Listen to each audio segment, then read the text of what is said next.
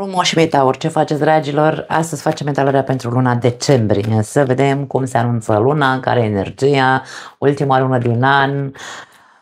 Încercăm să facem un bilanț al anului și să spunem, hai să vedem cum taurii vor încheia anul 2025. Trebuie să ne pregătim pentru 2026, că vine în forță după noi. E la cotitură 2026. Hai să vedem, dragi mei tauri, energia lunii decembrie pentru voi. Ok, avem acceptare. Această carte este o carte care, hai să spunem așa, de multe ori m-a inspirat să spun că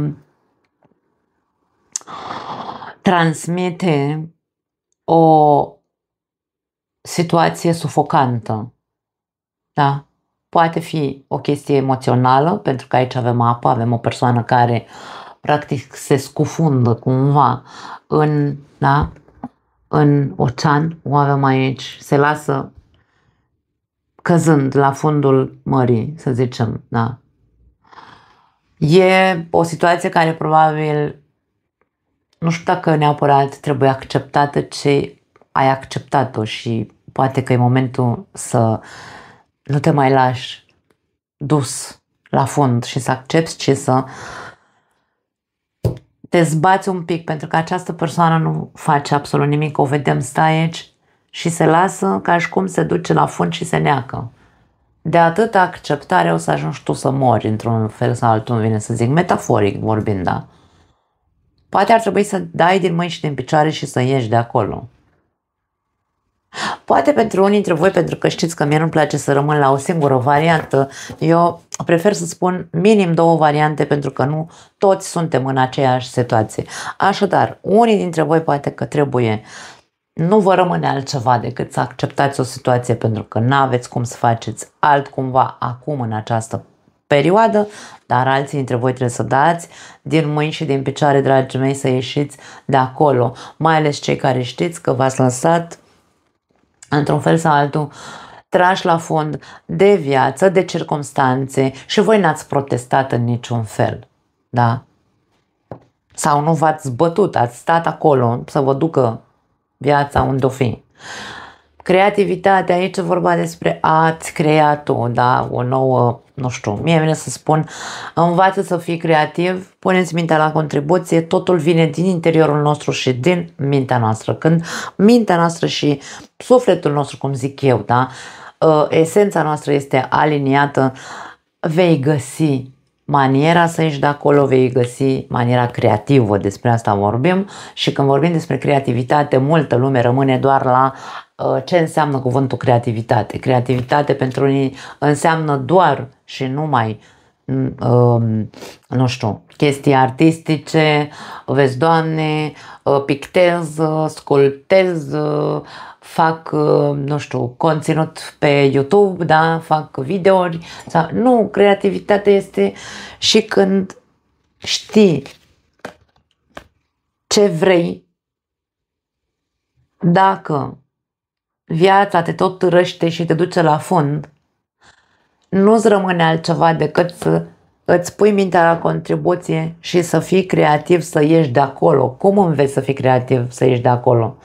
Punându-ți mintea la contribuție și ascultându-ți sufletul, intuiția, nu să pictezi, că dacă pictezi sau mă pun așa în mod zen, nu o să ies de acolo dacă nu învăț prin creativitate, da? Nu învăț să dau din mâini și din picioare, să ies din situația care mă sufocă. Învață să fii creativ sau învață să-ți creezi o altă, nu știu, să recreezi situația în care te afli. Pentru unii dintre voi, da, insist, poate fi. Unii dintre voi trebuie să acceptați, însă acceptați într-un fel sau altul fiind, nu știu, mai optimiști, de ce nu? Sau încercați să fiți cât de optimiști puteți. Iar alții dintre voi nu mai acceptați, dragilor, situația în care vă aflați, mai ales dacă este atât de sufocantă cât îmi transmite mie mesajul ăsta, și puneți-vă mintea la contribuție și dați de mâini și de picioare să răzbiți, să ieșiți de acolo. 6 de bâte. Poate că aveți nevoie de un pic de curaj. 6 de bâte este cartea lui Cezar, îi spun eu câteodată, care vine învingător, da? Câștigător de la luptă, da? Vine mândru, este o carte a mândriei personale, dar nu are o conotație de ego, dar nu mergem în acea ramură a mândriei care să ne zică, nu știu, în care să fie, hai să zicem, toxică, da? Nu. E vorba despre curajul de a...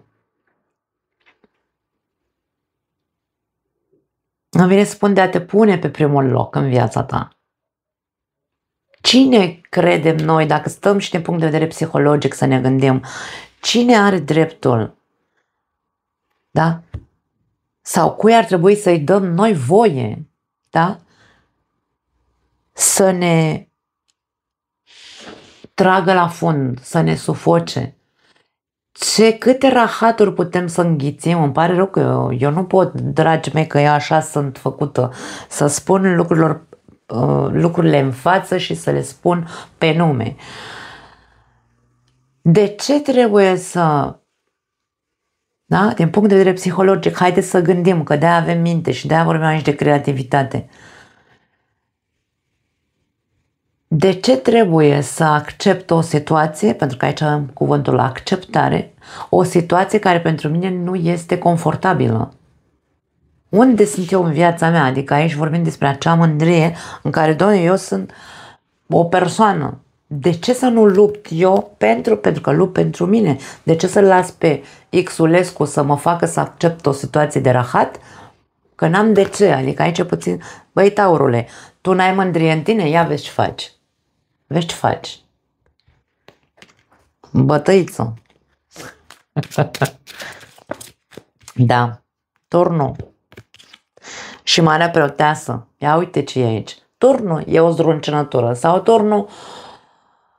Aici eu n-aș spune că e vorba despre un dezastru în viața ta. Poate că este doar, hai să zicem, poate fi o frica de acțiune care este în interiorul tău. Ți-e frică să acționezi, da? O ascunzi, acea frică. Dar aici ca și cum acționează și în ciuda fricii. Privește dezastrul ăla care crezi tu că o să se întâmple face to face.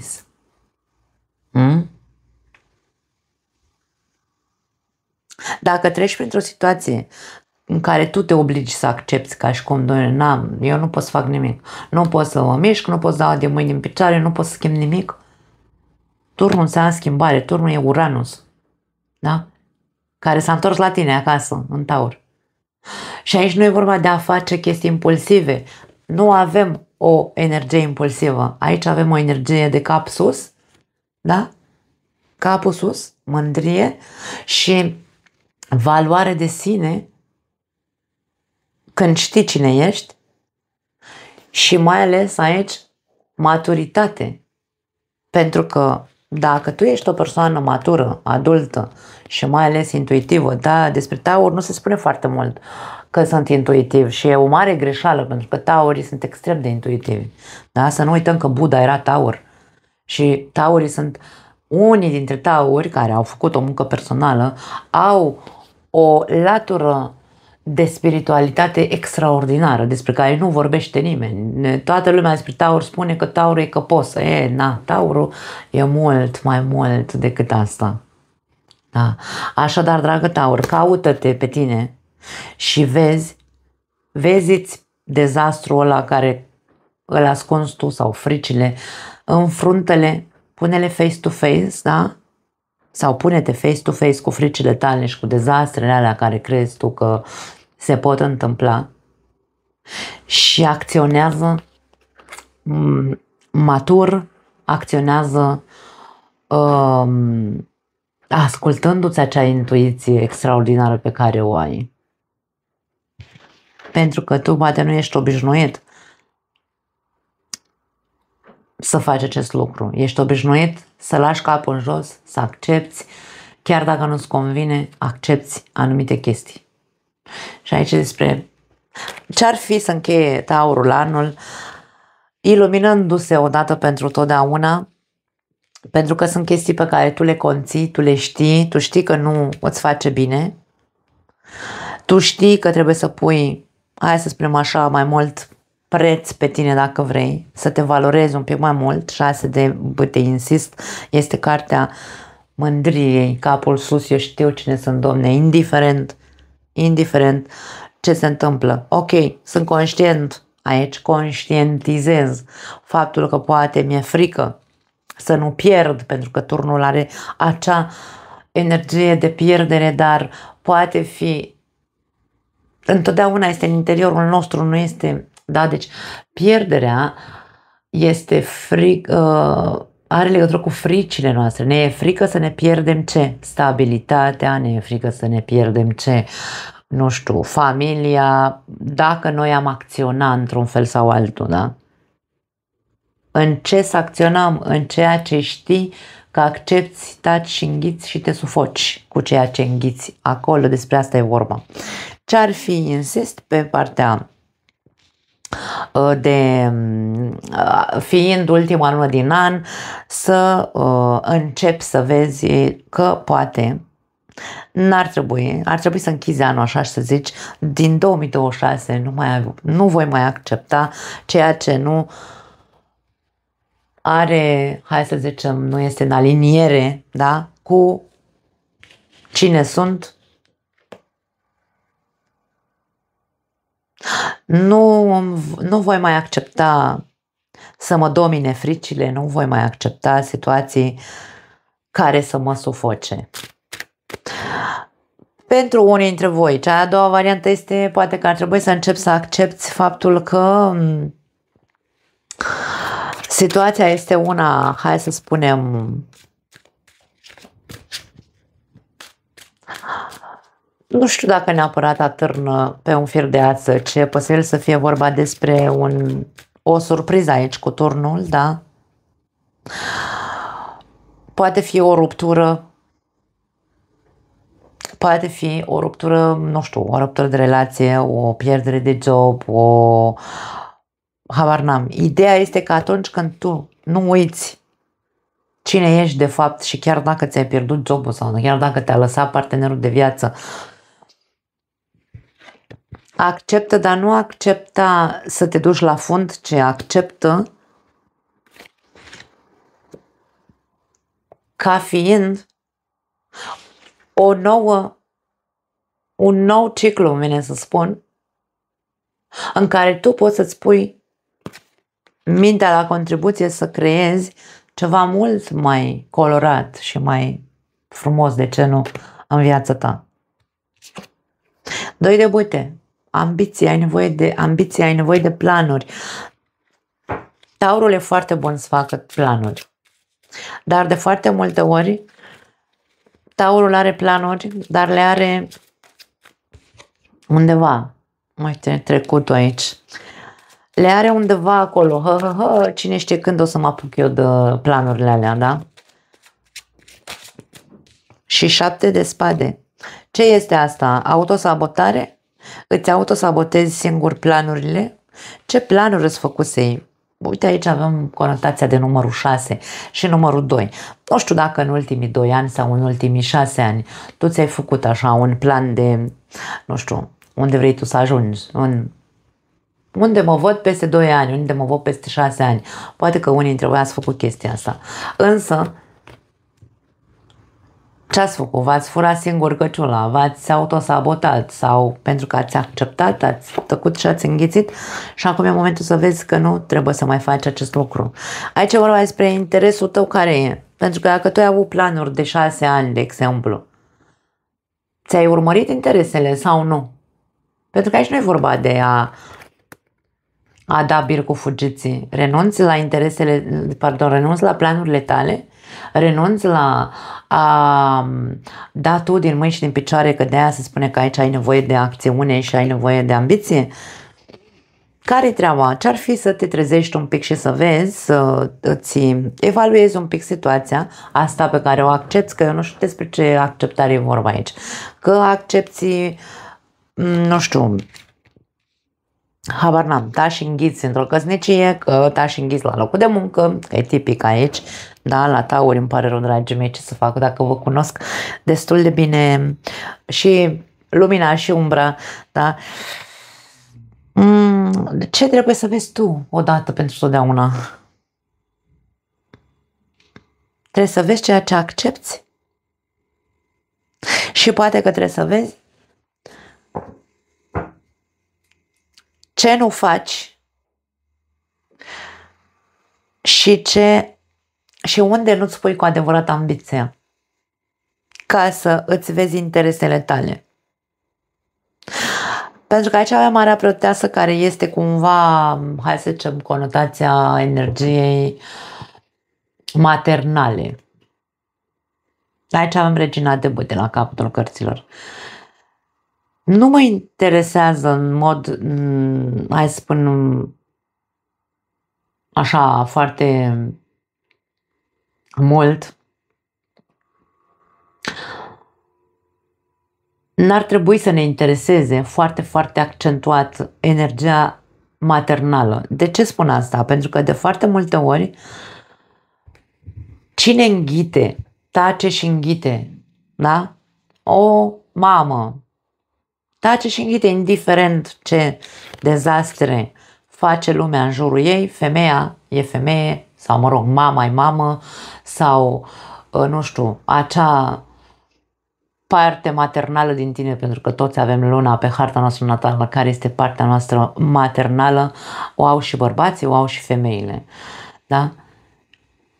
Nu ne interesează acest aspect maternal când e vorba despre a tăcea și a înghiți. Este tipic mamei sau tipic energiei feminine protectoare, dacă vrei, a accepta multe măgării. Însă când tu vezi că acele măgării pe care le accepti practic îți sabotează propriile tale planuri pentru că tu nu acționezi, practic nu-ți dă voie să ajungi să-ți, nu știu, să-ți vezi interesul tău, ci accepti ce ți se oferă, că partenerul, de exemplu, dacă vorbim despre iubire, partenerul tău este o persoană, nu știu, partenera, ca să ne înțelegem, e o persoană destructivă, de ce nu? Da? Poate relația e toxică, tu taci și înghiți acolo și nu vrei, Doamne, să vezi odată că trebuie să pui piciorul în prag și că trebuie să fii și tu un pic ambițios. Sau invers, poate tu ești ăla și celălalt acceptă, habar n-am, se poate citi viceversa, dacă e vorba despre relații.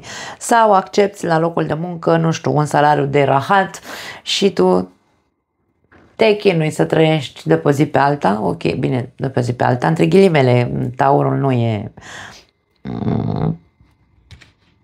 nu ajunge la asta, da, dar practic nu ajungi acolo unde tu ți-ai dorit, da, de 6 ani poate sau de ultimii 2 ani ți-ai făcut planuri de, nu știu, altceva, de să-ți vezi mult mai mult de interesele tale, să câștigi mai bine sau, nu știu, să fii văzut mai bine, habar n-am, tu știi, dar accepți condițiile salariale sau ceea ce ți se spune la job.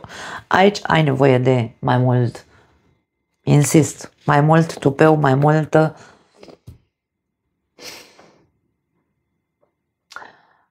poate mai mult ego și mai multă mândrie de sine. De-aia spun valoare. Care e valoarea ta? Și în relație, ce preț pui pe tine, cum te valorezi, cum te valorează celălalt, trebuie să vezi anumite lucruri și la job la fel.